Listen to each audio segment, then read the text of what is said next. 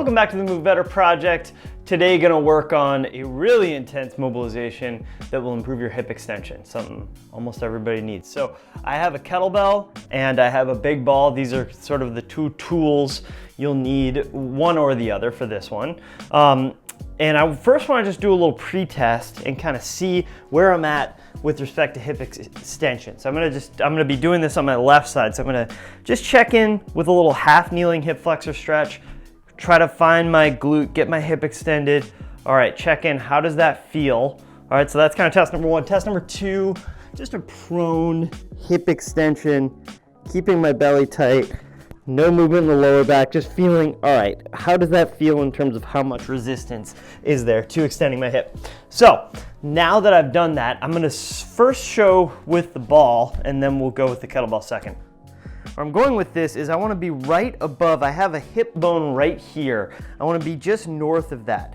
And there's a muscle on the underside of that pelvis called iliacus on the underside of the ilium bone. And that's one of the hip flexors. Another one is called psoas that comes here from the lumbar spine, actually like the front of the lumbar spine, and they kind of join together. So I'm going to be right in this area, sort of where those two muscles might meet.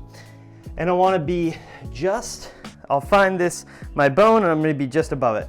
I got my ball, and you can just kind of trace along, and this is pretty gnarly in here, it's pretty intense, but I can kind of trace along the top of that pelvic rim, and you'll find, once you get on the right spot, for me right there, it might even take your breath away. It can be very, very stiff, very tight muscles, these hip flexors. They just sit in a shortened position all day, and then we stand up and load them up when we stand. So they're really tough spots, but I just want to sink into that. Breathe. Big breaths in through the nose, out through the mouth. I can contract, relax a little bit. Breathe in. Contract by driving my knee gently into the ground. I'm trying to push it this way, engaging the hip flexor. Breathe out, relax. Let that sink in a little bit more.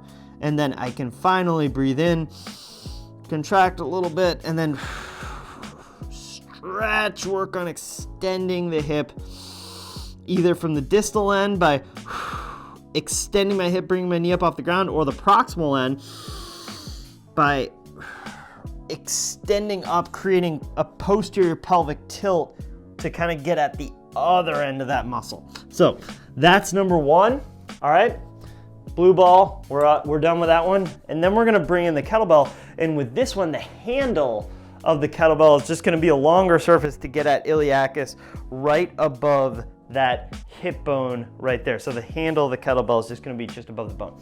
So I'm going on the left side. So again, it's gonna be angled like so to work on my left hip. I'm gonna come in here and I wanna get that angle, again, just the same as the bone. I'm pressing down. Whoo, this is no joke. Couple deep breaths. Can contract, relax. And then this one a little bit easier to do the tack and stretch. Driving down. Breathe in, get a little contraction, then breathe out, contract the glute, lift the knee off the ground. Whoo! Hello, that is no joke, folks.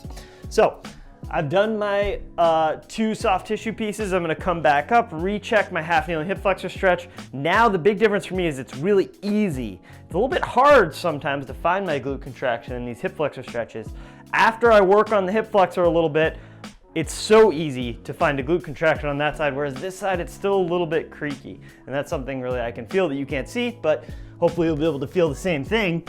And then in terms of prone hip extension, boom, I can easily get that leg up. It doesn't resist me at all. This one doesn't really want to come up, still stiff, boom.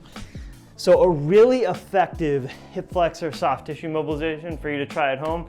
Something that a lot of people try to buy like a special product. There's this thing called the So Right. Oh, you gotta have that to get at your psoas, or maybe you even gotta hire somebody to get in there. But hey, you probably have something at home that'll work for this. So give it a shot. All right, smash those hip flexors. Let me know how it goes.